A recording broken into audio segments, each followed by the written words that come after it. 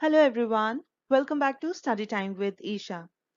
आज की वीडियो में बिजनेस स्टैटिस्टिक्स की सीरीज को कंटिन्यू करते हुए जो नया चैप्टर हम स्टार्ट करने जा रहे हैं that is measures of dispersion. तो इससे पहले जो हमने चैप्टर कवर किया था that was measures of central tendency, जिसमें हमने कहा था कि हम वो सारे मेजर्स पढ़ते हैं जो हमें किसमें हेल्प करते हैं, हमारे डेटा की सेंट्रल वैल्यू कैलकुलेट करने में, जो कि मेनली कौन से मेजर्स हैं, mean, median and mode, right.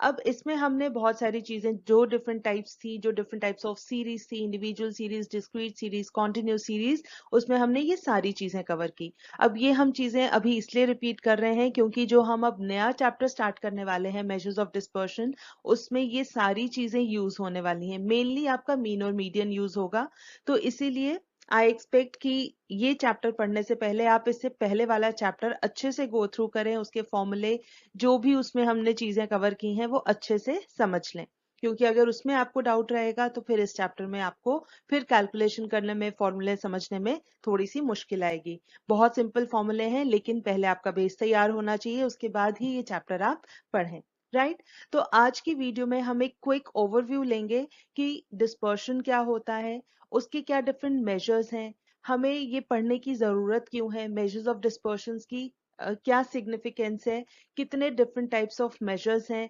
तो जो मेजर्स हैं वो तो हम आगे की वीडियोस में एक एक करके सब डिटेल में पढ़ेंगे, लेकिन आज हम इस चैप्टर का एक ओवरव्यू लेंगे, ठीक है।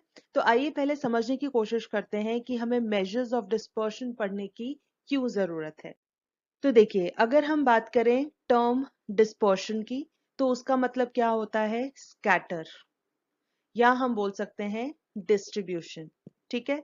तो यहाँ मेजर्स ऑफ डिस्पर्शन में हमें क्या चीज देखनी है कि कैसे हमारा डेटा डिस्ट्रीब्यूटेड है, राइट।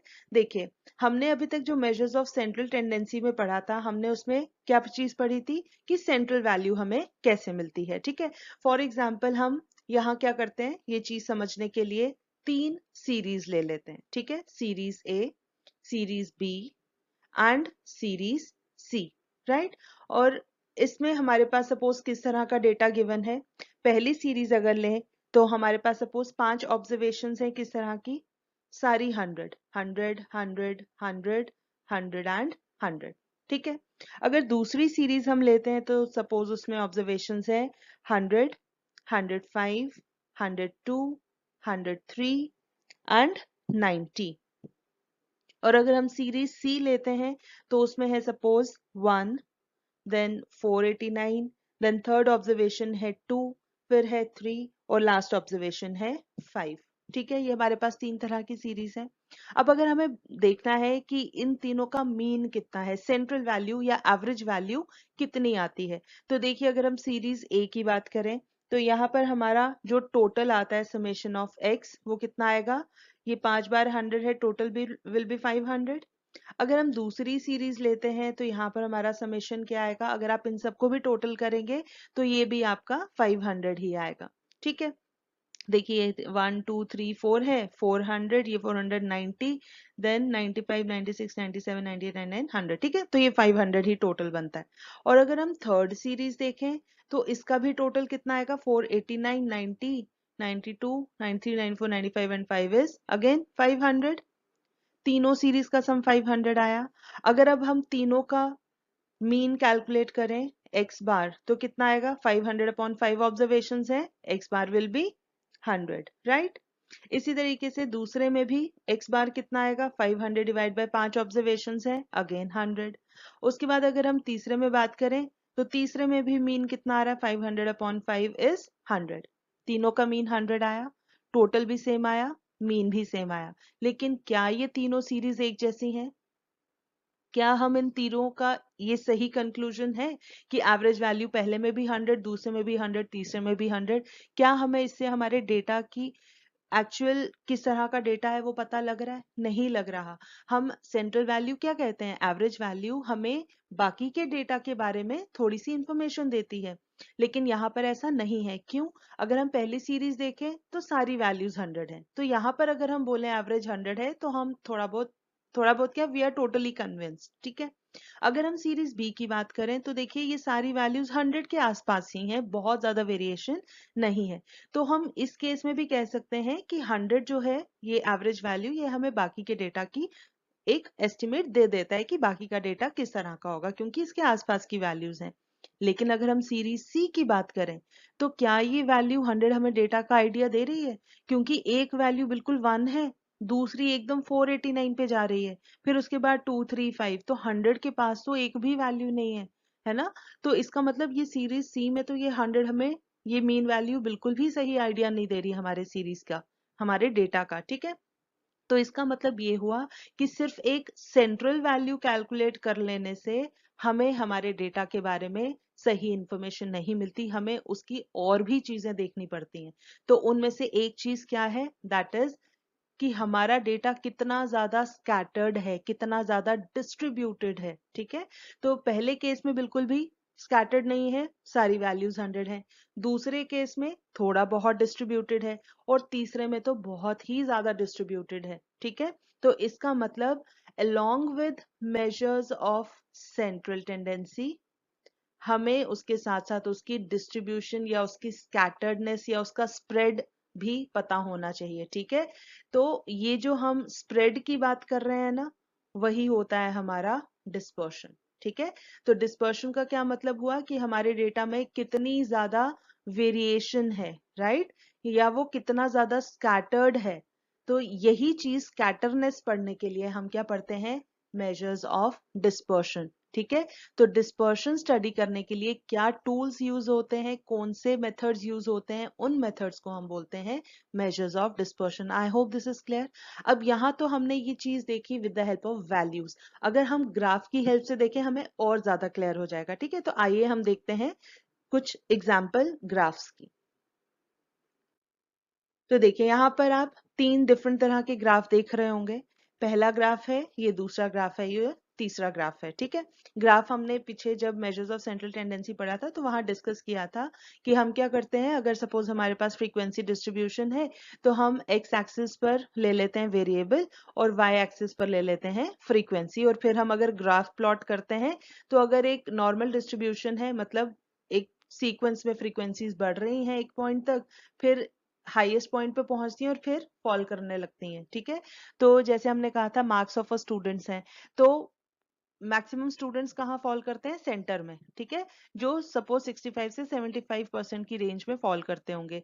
कम बच्चे होते हैं जो लोअर साइड पे होंगे, और कम ही बच्चे होते हैं जो हायर मार्क्स वाली साइड पे होते हैं, ठीक है। तो इसीलिए उनकी फ्रीक्वेंसी दोनों साइड पे कम होती है और बीच में हाईएस्ट होती है, ठीक है। ये कॉन्सेप्ट हमने पढ़ा हुआ है। तो इसी तरीके से अगर हम ग्राफ प्लॉट करें, तो अगर हम पहला ग्राफ देखते हैं तो पहले ग्राफ में देखिए हमारे पास यहाँ पर सेंट्रल वैल्यू जो है, ये दो ग्राफ्स है ना, एक आपको पर्पल कलर में दिख रहा होगा, एक ब्लू कलर में दिख रहा होगा, है ना। तो ये देखिए अगर हम सेंट्रल वैल्यू देखें तो दोनों ही ग्राफ्स की सेम है, ठीक है। यहाँ पर सेम मीन है, लेकिन डिस्पर्शन डिफरेंट है ना, डिस्पर्शन डिफरेंट। क्यों? क्योंकि देखिए ब्लू वाला अगर हम देखेंगे तो देखिए यहाँ पर ये यहाँ से स्टार्ट होके ये वैल्यूज इसमें ज्यादा है और फिर ये आगे तक एक्सटेंड हो रहा है ना। लेकिन ये जो पर्पल वाला ग्राफ है इसकी डिस्पर्शन थोड़ी सी कम है ना। यहाँ पर वेरिएशन कम है एज कंपेयर टू अगर हम इसी लेवल पर अगर ये ब्लू वाला देखें, इसकी डिस्पर्शन ज्यादा है, ठीक है। मतलब इसमें स्कैटरनेस थोड़ी ज्यादा है, लेकिन फिर भी दोनों का मीन बराबर आ रहा है, राइट। दूसरा केस अगर हम देखें तो देखिए एग्जैक्टली सेम ग्राफ्स आपको दिख रहे होंगे, है ना, जैसे एक को ही कॉपी पेस्ट कर दिया है दूसरे में। तो ब्लू वाला पर्पल वाला ग्राफ एक जैसे हैं, लेकिन अगर हम इनकी सेंट्रल वैल्यू देखें तो ये दोनों की डिफरेंट आती है ना। ब्लू वाले की यहाँ पर आ रही है और पर्पल वाले की यहाँ पर आ रही है। इसका मतलब यहाँ पर क्या चीज है, अगर हम बी वाला ग्राफ देखें तो यहाँ पर same dispersion but different mean values, है ना, डिफरेंट मीन वैल्यूज। और अगर हम तीसरा ग्राफ देखें तो यहाँ पर देखिए मीन भी दोनों का डिफरेंट आ रहा है। पर्पल वाले की सेंट्रल वैल्यू यहाँ कहीं आएगी और ब्लू वाले की सेंट्रल वैल्यू यहाँ कहीं आएगी, और डिस्पर्शन भी अलग अलग है। देखिए ब्लू वाला ज्यादा स्कैटर्ड है और पर्पल वाला कम स्कैटर्ड है, नैरो डिस्पर्शन है, ठीक है। तो यहाँ पर different means and different dispersion. ठीक है, तो इसका मतलब ये हुआ कि सिर्फ एक सेंट्रल वैल्यू देख लेने से हमें डेटा के बारे में नहीं पता लगता है, उसके साथ साथ हमें ये भी देखना पड़ता है कि हमारा डेटा कितना ज्यादा स्कैटर्ड है या कितना ज्यादा डिस्ट्रीब्यूटेड है या उसमें कितनी ज्यादा वेरिएशन है। ठीक है, अब हम ये वेरिएशन कहाँ से देखते हैं कि वो सेंट्रल वैल्यू से उसकी कितनी वेरिएशन है। जैसे हमने पहले केस में कहा था कि 100 मीन वैल्यू है और पहली सीरीज में सब 100 थी, इसका मतलब कोई डिफरेंस नहीं है मीन वैल्यू में और बाकी की वैल्यूज में। दूसरे केस में हमने देखा था कि 100 के आसपास की वैल्यूज थी, मतलब हम जो सेंट्रल वैल्यू से कितनी ज्यादा वेरिएशन है वो स्टडी कर रहे हैं। उसके बाद तीसरी सीरीज में हमने देखा कि एक वैल्यू 1 थी, एक 489 थी और मीन वैल्यू थी 100, तो हमने देखा 100 से कितनी दूर दूर वैल्यू थी। मतलब हम जब मेजर्स ऑफ डिस्पर्शन की बात कर रहे हैं तो हम देख रहे हैं फ्रॉम सेंट्रल वैल्यू हमारा डेटा कितना ज्यादा डिस्ट्रीब्यूटेड है। ठीक है, तो आई होप आपको मतलब समझ आ गया होगा कि डिस्पर्शन क्या होता है। तो आइए इसकी एक दो डेफिनेशंस देख लेते हैं। देखिए, हम अगर डिस्पर्शन की बात करें तो dispersion is the measure of variation of items. It is the degree to which numerical data tend to spread about an average value. ठीक है, एक एवरेज या सेंट्रल वैल्यू से कितना स्प्रेड है। एंड थर्ड डेफिनेशन है डिस्पर्शन और spread is the degree of the scatter और variation of the variable about a central value. ठीक है, तो ये डेफिनेशन हो गई, जो चीज हमने अभी बोली थी उसी को हमने एक सेंटेंस की फॉर्म में लिखा है। ठीक है, तो आई होप आपको समझ आ गया होगा डिस्पर्शन क्या होता है। ठीक है, चलिए अब हम देखते हैं कि क्या डिफरेंट मेजर्स हमारे पास अवेलेबल हैं डिस्पर्शन को स्टडी करने के लिए। ठीक है, तो अगर हम मेजर्स की बात करें, हमारे जो डिफरेंट मेजर्स ऑफ डिस्पर्शन हैं हम उनको कैटेगराइज कर सकते हैं absolute measures, and relative measures. ठीक है, absolute measures and relative measures of dispersion. तो एब्सोल्यूट मेजर्स क्या होते हैं, जहां पर हमारा डेटा एक्सप्रेस होता है जिस यूनिट में, उसी यूनिट में हमारा आंसर भी आता है। ठीक है, जैसे अगर हम, हमारे पास जो सीरीज गिवन है, इनकम की गिवन है रुपीज में, तो जो हमारा आंसर आएगा वो भी रुपीज में आएगा। लेकिन जो रिलेटिव मेजर्स होते हैं वो एक तरह से रेशो होती है। ठीक है, और जब भी हम रेशो की बात करते हैं तो रेशो हमेशा it is a unit less quantity. ठीक है, तो हमारे पास एब्सोल्यूट मेजर्स कौन कौन से अवेलेबल हैं, अगर हम मेजर्स के नाम देखें तो हमारे पास एब्सोल्यूट मेजर्स में आते हैं range, then we have quartile deviation, then we have mean deviation and we have standard deviation। ठीक है, तो आपने क्या करना है, ये सारे नाम अच्छे से याद कर लेने हैं। ठीक है, हमारे पास एब्सोल्यूट मेजर्स में आ गए range, quartile deviation, mean deviation and standard deviation. और जब हम रिलेटिव मेजर्स की बात करेंगे तो ये एक रेशो होती है। ठीक है, रेशो किसकी होएगी, जो हमारे पास एब्सोल्यूट मेजर्स है ना, हमने उन्हीं मेजर्स को डिवाइड करना है with some average value. It can be mean, it can be median, it can be mode. ठीक है, हमने जब एक वैल्यू को डिवाइड कर दिया किसी एवरेज वैल्यू के साथ तो हमें एक यूनिट लेस क्वांटिटी मिलेगी। ठीक है, क्योंकि अगर हमने सपोज हमने रेंज निकाली है और रेंज ऑब्वियसली हमने क्या कहा, हमें जो सीरीज गिवन होगी, जो यूनिट होगा वही यूनिट हमने इसके आंसर में लिखना है। ठीक है, तो सपोज रेंज हमारा आता है 50 रुपीज, रुपीज में सपोज गिवन है। ठीक है, तो अगर हमने रेंज को डिवाइड करना है एवरेज के साथ तो उस सीरीज का जो एवरेज होगा वो भी तो रुपीज में ही आएगा ना। तो इसका मतलब एक तरह से ये रुपीज रुपीज अगर कैंसिल कर दे तो एक यूनिट लेस क्वांटिटी आती है। ठीक है, तो रेशो होएगी, साथ में ये यूनिट लेस होगा। ठीक है, और ये हम लिखेंगे कैसे, कोफिशिएंट की फॉर्म में, राइट। और कोफिशिएंट किसके होंगे, अगर आपको एब्सोल्यूट मेजर्स याद हो गए तो वहीं से हमारे कोफिशिएंट्स बन जाएंगे। वो कोफिशिएंट्स कैसे बनेंगे, अगर रेंज है तो उसका रिलेटिव मेजर बन जाएगा कोफिशिएंट ऑफ रेंज, राइट। अगर हम बात कर रहे हैं क्वार्टाइल डिविएशन की तो हमारा रिलेटिव मेजर बन जाएगा कोफिशिएंट ऑफ क्वार्टाइल डिविएशन।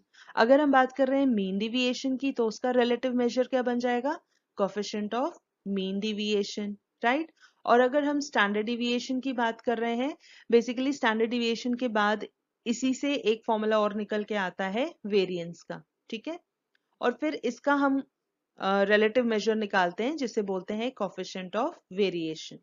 ठीक है, तो ये सारे मेजर्स जो हैं हमने पढ़ने हैं मेजर्स ऑफ डिस्पर्शन में। ठीक है, तो आई होप आपको एक ओवरव्यू मिल गया होगा कि डिस्पर्शन क्या होता है और क्या डिफरेंट मेजर्स अवेलेबल हैं डिस्पर्शन के लिए। ठीक है, तो आज की वीडियो में हम इतना ही रखेंगे क्योंकि आज पहली वीडियो है, तो हमने सिर्फ एक इंट्रोडक्शन देना था आपको पूरे चैप्टर का। तो ये सारे मेजर्स जो हैं वो हम एक एक करके आने वाली वीडियोस में डिस्कस करेंगे, और ये सारी चीजें हमने कैलकुलेट करनी है तीनों सीरीज के लिए, individual series, discrete series and continuous series. ठीक है, तो अब ये सारी चीजें पढ़ने से पहले आई एक्सपेक्ट कि आपको, जैसे क्वार्टाइल डिविएशन है तो आपको क्वार्टाइल पहले निकालना आना चाहिए, तभी आप क्वार्टाइल डिविएशन कैलकुलेट कर पाओगे। उसी तरीके से अगर मीन डिविएशन है, यहाँ पर मीन और मीडियन दोनों यूज होते हैं, तो आपको वो दोनों भी कैलकुलेट करने आने चाहिए। ठीक है, तो इसीलिए शुरू में ही मैंने आपसे कहा था कि ये चैप्टर पढ़ने से पहले मेजर्स ऑफ सेंट्रल टेंडेंसी आप अच्छे से गो थ्रू कर लें, उसमें क्या डिफरेंट टाइप्स ऑफ सीरीज हैं, हम कैसे चीजों को एक्सप्रेस करते हैं, कैसे डिफरेंट फॉर्मूले यूज करके हम मीन मीडियन मोड निकालते हैं, ये सारी चीजें आप अच्छे से रिवाइज कर लीजिए। ठीक है, तो फिलहाल आज की वीडियो हम यहीं तक रखते हैं, और with this I will take you leave. मगर जाने से पहले अगर आपको ये वीडियो पसंद आई हो तो इसे लाइक ज़रूर करें, अपने जानने वालों के साथ ज़्यादा से ज़्यादा शेयर करें, और हाँ, अगर आपने अभी तक इस चैनल को सब्सक्राइब नहीं किया है तो प्लीज़ इसे सब्सक्राइब ज़रूर करें। हम जल्दी हाजिर होंगे एक नए कॉन्सेप्ट के साथ, तब तक के लिए टेक केयर, बाय बाय।